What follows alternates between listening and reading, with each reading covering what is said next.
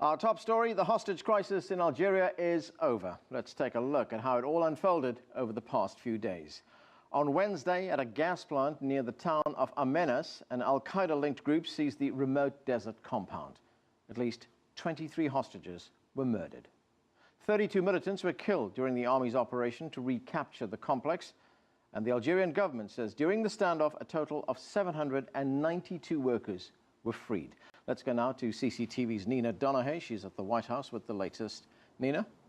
And yes, this announcement has come just after a second raid by Algerian special forces on the compound, but reports that 7 more hostages have been killed. And here in Washington and in the United Kingdom, there's been a lot of frustration over the last few days about how these rescue raids have been handled. There's been a very, very high loss of life among the hostages, and we're only just beginning to get some first-hand accounts from survivors. Very, very relieved to be out. Obviously. These are the lucky ones. A couple of days ago, ordinary BP employees, but now at the centre of an international hostage crisis. These men escaped or hid from their captors. I barricaded myself with another colleague of mine from Romania also. We barricaded together in one of the offices. Some found a way out during a botched rescue attempt on Friday by Algerian forces, who fired on jeeps carrying hostages, many strapped to explosives. A second raid by Algerian special forces on Saturday has reportedly ended the siege on the remote gas plant. Several people are still unaccounted for, and at least 35 are dead. Among them, one confirmed American, Frederick Butticchio.